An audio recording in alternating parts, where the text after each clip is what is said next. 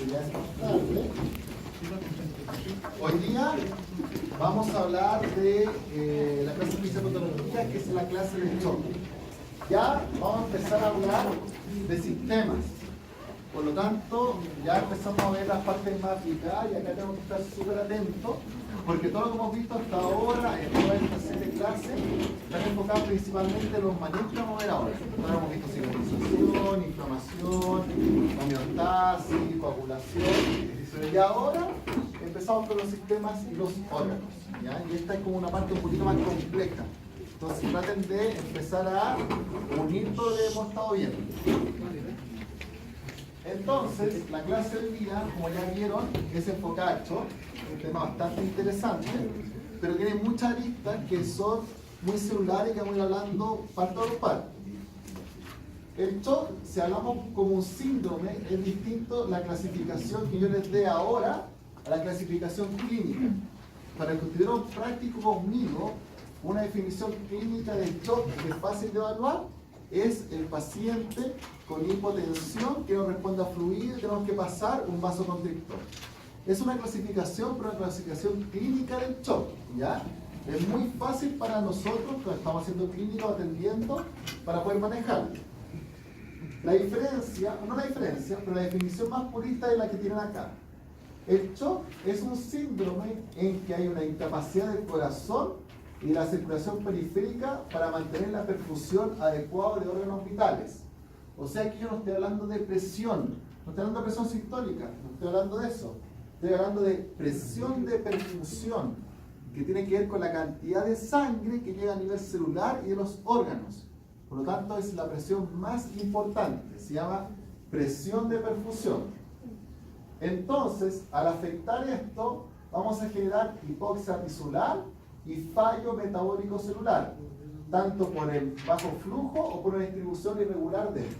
O sea, las alteraciones que vamos a tener y que vamos a ver a lo largo de la clase son alteraciones que van a ser tanto macrovasculares, que estamos hablando con la presión, el gasto cardíaco, como microvasculares, que son las más complicadas, las patologías celulares, las alteraciones mitocondriales y de la membrana, que son las más peligrosas y también las vamos a ver hoy día.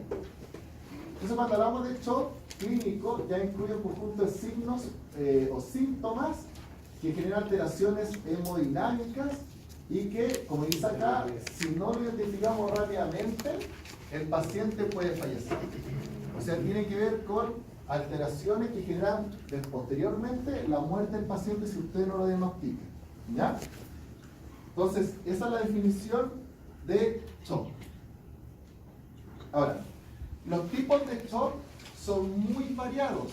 Incluso van a ver que en la clase vamos a hablar de distintos tipos, ¿ya? Lo primero que vamos a ver, vamos a hablar de los tipos de shock para analizar la fisiopatología de los 4 más comunes, que son el anafiláctico, el cardiogénico, el volémico o hipovolémico y el shock séptico. Son los 4 que vamos a hablar. Pero para que no se confundan, en la segunda parte de la clase igual vamos a nombrar otro tipo de shock, el distributivo, por ejemplo. Eso son clasificaciones también de shock, pero estas son las más fáciles de entender. Ya cuando estas son como los 4 pilares del shock: el hipovolémico, el cardiogénico, el anafiláctico y el shock séptico. Entonces, el shock anafiláctico tiene relación principalmente con lo que vimos la segunda clase, que eran de las reacciones de hipersensibilidad. Ahí estamos hablando de un shock anafiláctico. Es una reacción de hipersensibilidad, como dice acá, que puede ser a raíz de una sustancia sensibilizante, un fármaco, por ejemplo, que ocasionó una reacción anafiláctica, una vacuna, los típicos, por ejemplo, perros que usted lo vacunó y después llega con fiebre, dramatizado, por ejemplo, una reacción anafiláctica a la vacuna. Alimentos, da mucho más en humanos. Un veneno, una sustancia química.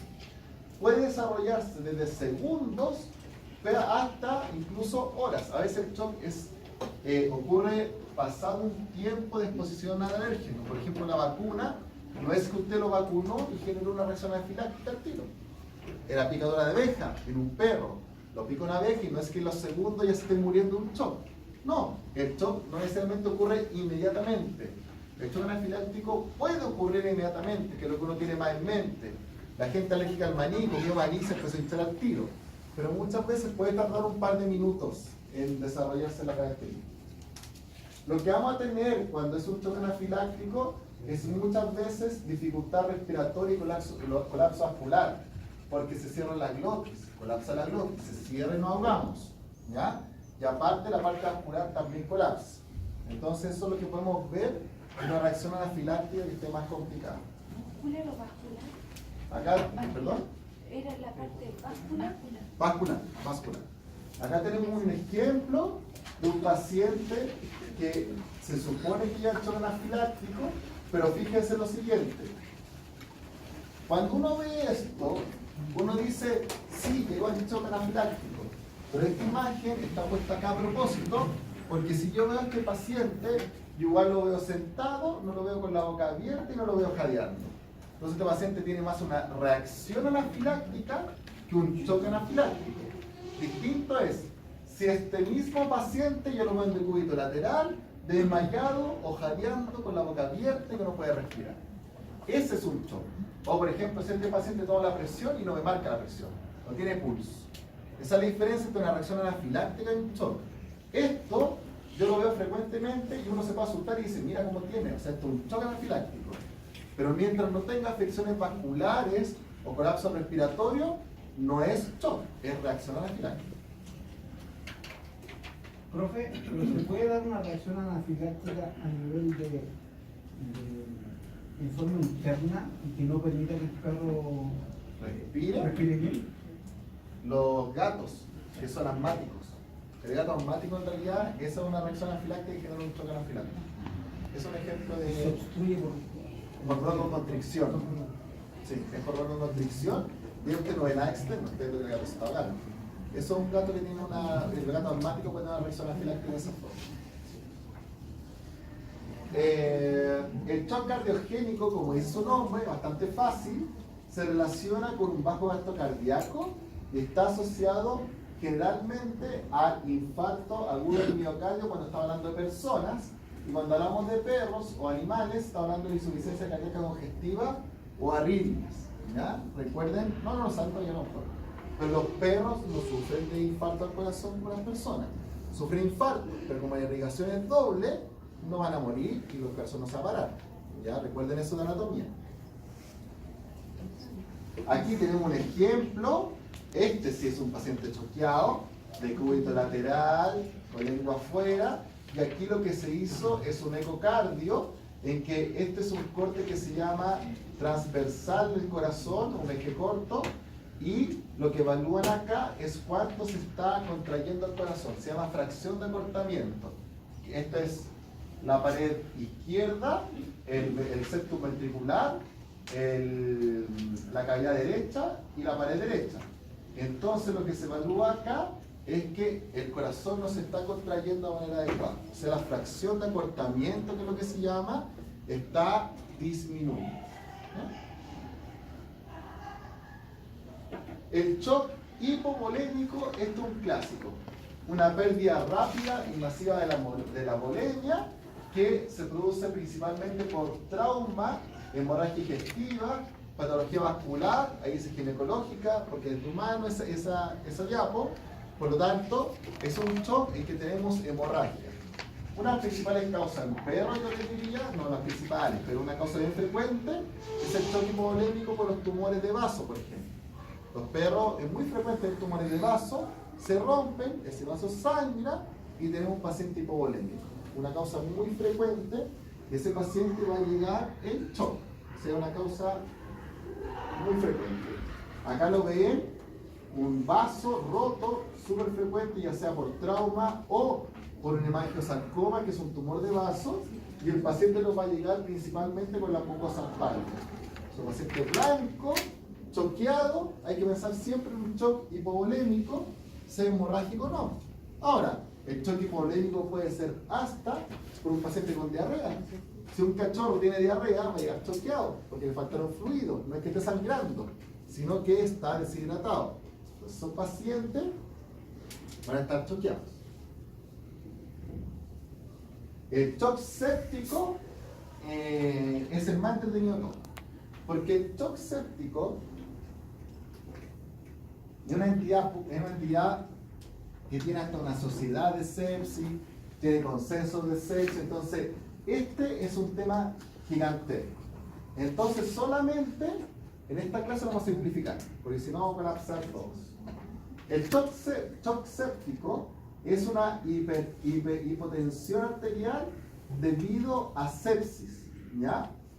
La sepsis es una reacción inflamatoria sistémica asociada a un cuadro infeccioso. Si tengo un cuadro infeccioso en alguna parte, si eso pasó al organismo y generó una reacción inflamatoria, entonces voy a tener un cuadro que se llama sepsis. Esa sepsis, si se mantiene y genera hipovolemia y trastornos microvasculares, va a pasar a un shock séptico, que tiene muy mal pronóstico. Como aquí dice, estos pacientes con shock séptico no responden a la expansión de volumen. O sea, un paciente con shock séptico, usted lo está polemizando, reanimando con fluido, y ese paciente generalmente no va a responder, porque estos pacientes tienen algo que se llama vasoplegia. O sea, sus vasos sanguíneos no están adecuados para poder contraerse bien. Entonces, como tienen vasoplegia, vaya que usted ponga fluido, no van a aumentar la presión, porque no tienen tensión. Entonces, ahí lo que hay que hacer es poner vasoactivos, epinefrina, norepinefrina, vasopresina. Entonces, estos son los pacientes clásicos que usted tiene que reanimar como y sacar con fármacos vasoactivos para mantener la presión arterial. Es muy complicado de manejar. Y acá es cuando usted no debe usar coloides. Por eso los coloides salieron del mercado mucho tiempo. Porque los coloides aumentan la tasa de mortalidad en pacientes sépticos. Entonces los estudios muestran que si usted a esto lo reanima con fluidos que son coloides, lo puede matar. ¿Incluir las quemaduras? Es que no es séptica la quemadura, no es que se contamine. Eso, o sea, la posibilidad de que se contamine la quemadura es amplia. Entonces, Sí. se podría ocupar eventualmente, o sea, se Sí, ocupa previo. claro, Sí. el hidrocoloide eventualmente como... Sí, pero si ya esa quemadura pasó a ser séptico, porque el paciente con quemadura no necesariamente parte siendo séptico, pero puede terminar. Si pasa a ser séptico, tiene que sacarlo. Sí. Dígame. En estos casos donde se ocupaba el ringer lactato, ¿verdad? Sí, porque el ringer lactato tiene un buffer. Entonces, en este caso le va a ayudar porque el paciente está muy antibiótico metabólico. Si acaso ocurre. La presión arterial sistólica va a morir en estos pacientes que principalmente va a estar baja, menor a 90. ¿Cuál es la presión normal de un paciente, la sistólica? 110, 120, sí, 120. Eso es lo normal. Entonces, generalmente está muy baja, que es bajo 90.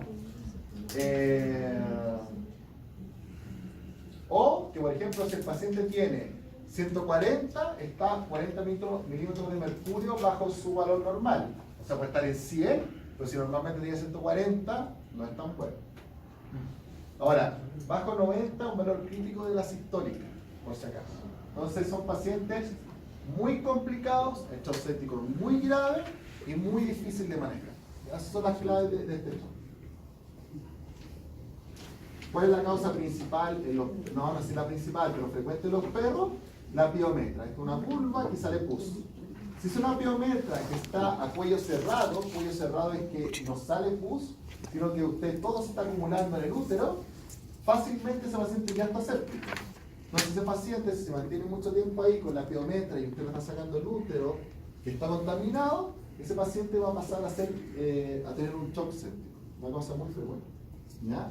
Y aquí es donde el paciente después se va a complicar, generando alteraciones renales, hepáticas, afecciones microvasculares, anemias, ya, defensas bajas, todo eso lo va a generar. Ahora, normalmente, cuando usted tiene, por ejemplo, un paciente choqueado, aunque esté choqueado y esté muy mal, el organismo igual va a tratar de responder a ese shock, va a tratar de compensar ese shock. Y tiene varias fases. Tiene unas fases en que cuando evalúa la alteración de la presión sistémica, va a generar una respuesta simpático-adrenérgica. O sea, yo mi organismo, si estoy con hipovolemia, ¿qué voy a hacer? voy a aumentar la frecuencia cardíaca, voy a generar vasoconstricción para aumentar la presión, y cuando eso colapsa, o la respuesta lleva mucho tiempo, es cuando yo colapso y entre comillas estoy a punto de morir. ¿Ya? O sea, la respuesta va a tratar de generarla, y si yo lo logro, me recupero. Si no, fallece el paciente. Por eso dice que las medidas terapéuticas son a corto plazo. ¿Ya? O sea, un paciente, si llegó un shock, usted la primera hora ya tiene que estar mejorándolo de partida. Si no lo logró, es lo que hablamos en la clase, en el práctico fluido. Si usted la primera hora no lo reningó y no le puso vasoactivo, su paciente va a morir. Entonces, una hora es cuando usted ya toma decisiones de qué está haciendo para aumentar la presión. Si no lo hizo en esa primera hora, el paciente tiene muy mal pronóstico y va a fallecer. Eso que dice acá, medidas terapéuticas a corto plazo. Ahora, como les decía, ¿Cuáles serían los vasoactivos ¿cómo se llaman? Okay. El que más yo conozco, que es como el más frecuente, es la norepinefrina. La norepinefrina es un derivado farmacológico de las catecolaminas. La norepinefrina es como la noradrenalina y la epinefrina es como la adrenalina. La diferencia entre ellas dos, ¿cuál es? Que la norepi tiene un mayor efecto a nivel vascular para aumentar la presión, en cambio la epinefrina, aparte del efecto vascular, tiene un efecto también en aumentar la frecuencia cardíaca. Entonces, depende de cómo esté su paciente. Si yo soy un paciente con frecuencias relativamente normales y tengo una contractilidad más o menos bien, pero hipotenso, uno debería poner norepinefrina. En cambio, si el paciente está ya radicárdico, hipotenso, todo, podría usar epinefrina. Y los estadounidenses usan algo que se llama vasopresina, y yo no sé si yo acá en Chile, no tengo idea porque nunca lo vi, pero la vasopresina actúa netamente, es la antidiurética, así actúa a nivel vascular, que aumenta la presión, parece que anda bastante bien, pero no sé si aquí la tienen en alguna clínica, yo no lo sé nunca. Profe, y no, en el caso de que no tengamos o norepinefrina o epinefrina, ¿podríamos complementar con atropina? No, porque la atropina lo único que va a hacer es aumentar su frecuencia cardíaca. Por eso digo complementar, para mezclarla, o sea, justamente pasar por fluidoterapia, en este caso epinefrina y atropina. Sí, pues lo que pasa, epinefrina, no, lo que pasa es que si usted usa atropina sola, está contraindicada en estos pacientes, ¿por qué? Porque si usted tiene un paciente, por ejemplo, hipovolémico, todo el corazón está trabajando con poco volumen. Si usted aumenta la frecuencia y no aumenta la presión, ese piensa lo siguiente. Yo aumento la frecuencia, ¿no es cierto? Pero mi vaso sigue muy distendido porque no estoy aumentando la presión. Entonces todo esto que estoy aumentando se va a encharcar a nivel vascular o periférico. Esfuerzo cardíaco de más, por decirlo así. Es el mayor esfuerzo. Por eso digo, si por ejemplo no tuviera epinefrina, ¿podría, por ejemplo, complementar norepinefrina con atropina? Sí. Pero para poder tener el efecto también en el corazón. Ya, en caso de... Sí, podría usarlo. Ahora, existen otros fármacos que se llama dobutamina, que aumenta la frecuencia cardíaca de mejor manera, y hay otro fármaco que es mucho más común que se llama dopamina, y la dopamina aumenta la frecuencia cardíaca, pero también aumenta cierto grado de contractibilidad. No es tan buena la dopamina, por eso ya sale un poco, pero es muy frecuente. Pero sí, son opciones. Ya. Esto es lo que yo les decía, que cuando hablemos de ciertas causas, voy a empezar a mezclar algunas alteraciones. Por ejemplo, causas etiológicas del shock, aquí voy a meter un poco el shock distributivo, ¿ya? Entonces, las causas son, si yo tengo un problema cardiogénico, la causa es el corazón. Si tengo un trastorno hipovolémico, las causas es el contenido o el flujo sanguíneo. Pero hay un shock que se llama distributivo, y como dice acá es disfunción vasomotora. ¿Cuándo ocurre el shock distributivo? El shock distributivo ocurre por liberación de radicales libres y de citoquinas inflamatorias en alta cantidad. Entonces se llama distributivo porque, por ejemplo, yo tengo un órgano, una torsión gástrica, el estómago se tuerce, y en ese momento que se tuerce, está toda la zona inflamatoria llegando a ese lugar, pero como se tuerce, el retorno venoso está disminuido, entonces como que esté creciendo la célula inflamatoria. Cuando usted lo va a destorcer, no sé la palabra, pero destorcer, las células inflamatorias y el radical libre van a ir a todo el cuerpo. ¿Y a dónde van a llegar? Esa cantidad tan alta va a llegar al corazón y al cerebro, y el paciente va a colapsar. Lo mismo ocurre cuando, por ejemplo, usted tiene un síndrome que se llama síndrome compartimental apendicular. Por ejemplo, usted tiene una pata que empieza a aumentar de volumen, de volumen, de volumen. Si ustedes esa pata no la amputan, sino que, por ejemplo, ya está, entre comillas, más necrosada, que usted no la amputan, sino que le pasan fluido, esa pata lo que va a ocurrir es que toda esa inflamatoria va a ir al cuerpo y el paciente también va a fallecer. ¿Ya? Esa es la explicación de por qué muchos pacientes con traumas severos de miembro se decide amputar antes que tratar de salvar ese miembro. Ya no se han visto las películas típico que muestran, no sé, los... Es lo mismo, es el efecto torniquete. Exactamente. Profe, es como para evitar la repercusión. Sí, es que la palabra no es reperfusión, es distribución. Porque si yo digo reperfusión es como que usted me diga evitar que vuelva la sangre a donde está yendo. No es tanto eso, sino que es que esa reperfusión lleva consigo mucha citoquina inflamatoria radicales libres que en alta cantidad van a generar alteraciones cardiológicas y cerebrales. ¿Ya? ¿Cómo evito eso, profe? ¿Cómo evito? Es que si usted llegó a eso, ¿No hay algún medicamento como para frenarlo y ver alguna otra alternativa terapéutica? Buena pregunta, buena pregunta. Tendrían que ser medicamentos que son inyectables. Hay un fármaco que se llama N-acetilcisteína, que es un antirradical, no, antioxidante, perdón. Y es lo mismo que antirradical. Endovenoso, pero en Chile, en humanos, estamos hablando de humanos porque esto es pediatría, no está ni por si acaso, en humanos muy poco y los estudios no son tan eficaces con ese fármaco. Entonces yo le digo, hasta el día en que usted pueda inyectar un antioxidante y que sea eficaz, la respuesta es que no hay nada que hacer, mejor amputar.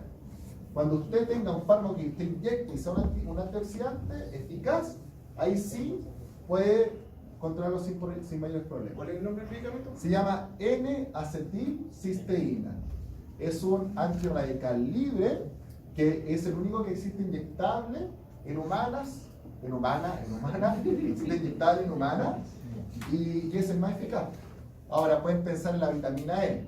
Escucha, la vitamina E tiene todo su controversia y de si es o no placebo, pero es como la vitamina E, un antioxidante. Ese es el problema, son radicales libres. ¿Ya? Entonces, esto es distributivo complejísimo. Y hay que tener cuidado cuando usted opere una torsión. Por eso, perdón, antes de pasar al tema. Cuando uno habla de una torsión gástrica, esa es la cirugía que se llama la urgencia de las 3 horas. Porque si usted no resolvió la torsión de ese estómago en las primeras 3 horas, cuando usted después lo opere y lo destuerza, la liberación es tan grande que el paciente va a fallecer. Entonces es una cirugía que tiene una alta tasa de mortalidad. La torsión mesentérica tiene una tasa de mortalidad casi un 100%. ¿Cuál es esa? Cuando los intestinos se han vuelto. Entonces usted lo vuelve a poner en su lugar y el paciente muere así al tiro. ¿No hay forma de evitarlo en cirugía? Nunca lo he visto. Y yo he visto más de una. Nunca lo he visto. Porque cuando a usted le llegó eso y diagnosticó una torsión mesentérica, nos lleva 1 o 2 horas. Ya por lo menos, incluso he visto pacientes que llevan un par de días. Porque es como que estuviera obstruido el paciente, como si comiera un hueso. Entonces es raro que le llegue al tiro. Por lo tanto, todos los que he visto yo, incluso recortando y suturando, todos fallecen y porque realmente tiene una tasa de mortalidad muy alta. Yo le diría, en mi experiencia, un 100%. He visto más de uno. Ya no he visto ninguno. Profe, ¿por qué se producen eso? ¿Por golpe o Generalmente depende, porque muchas veces las torsiones gástricas y mesentéricas fuerzas mal hechas? tienen predisposiciones de que el aumento no mantiene bien los órganos en su lugar. El aumento tiene como función mantener los órganos más o menos estables dentro del organismo, para que no se estén dando vueltas. Y lo otro es que son de tipo de raza. Las razas, por ejemplo, que son más en cuña, tienen más predisposición a hacer más torsiones. Esa es la raza más principal. Una por forma y la otra por eso. Y Se habla del tema este O sea que los haya filtritos, comido mucho y vaya a hacer ejercicio. los filtros son para exactamente. yo tengo nuevo, o si le pasa algo así. Quiero Sí, saber. por los perros que se comieron todo el saco del alimento también, pues se le va a Quiero ver comer. hueso y nada. Profe, ¿el efecto es el mismo que en una intususcepción? Es peor. ¿Peor? Sí, porque la intususcepción en general no genera una liberación de radicales libres tan altas como en la torsión mesentérica. La intususcepción no se va a morir probablemente, difícil que se muera la intususcepción, pero la torsión mesentérica sí se mueren casi todos. Y esto es lo mismo que los caballos. Los caballos con cólica, no sé si lo han visto. Yo hago muy poquito caballo, pero cuando se dan vuelta y también se tuercen, ustedes hacen lo mismo. Si no lo maneja rápido, también van a fallecer. El cólico clásico del caballo porque se dio vuelta y comió mucho pasto seco. ¿Ya? Ya, entonces. Presión arterial y perfusión tisular. 2 puntos, presión de perfusión. Esto es la clave, la presión de perfusión. ¿Ya? Por lo tanto, aquí vamos a hablar un poquito más celular ya. Lo que nosotros buscamos, bueno, acá lo dice, lo puse, no me había acordado. Es el factor crucial de la fisiopatología del shock. Si usted no tiene una presión de perfusión adecuada, entonces ese paciente está choqueado y tiene muy mal pronóstico. ¿Ya? O sea, el punto clave es presión de perfusión en los órganos vitales. Va a estar determinada principalmente por el gasto cardíaco y la presión vascular sistémica. Eso ya lo vieron en fisiología, ¿no es cierto? La presión, el gasto cardíaco, ¿cómo se calcula? ¿O no lo vieron? Sean sinceros porque se lo voy a preguntar. ¿Cómo se llama? Si lo pasaron, Mejor pásenlo porque no sé, Ya lo vamos a pasar, pasaron, no ya lo vamos a entender un poquito. ¿No vieron los balones? Ya yo le voy a explicar. El gasto cardíaco, lo que va a involucrar es, entre comillas, cuánta sangre está llegando al vascular. La presión tiene que ver con el gasto y con la resistencia vascular sistémica. Estas dos cosas nos van a dar la presión. Y ahora vamos a hablar de presión de perfusión, que eso es lo que estamos tratando de hablar en esta clase. Entonces tenemos 2 componentes principales. La presión, y ahí está lo que dijimos recién, la resistencia vascular periférica, que está dada por la presión, y tenemos el gasto cardíaco. El gasto cardíaco tiene que ver con la frecuencia y el volumen sistólico. Pero el volumen sistólico tiene a su vez 3 variables: precarga, poscarga y contractilidad, no movilidad, contractilidad. Entonces, la precarga. ¿Qué es lo que es la precarga?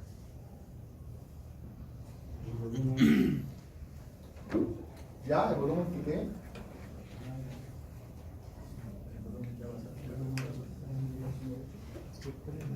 Piensen que cuando ustedes hablan de esto, siempre están hablando del corazón, por lo tanto no están hablando tanto de el volumen que llega, sino que están hablando precarga, es la capacidad de extensión del miocardio.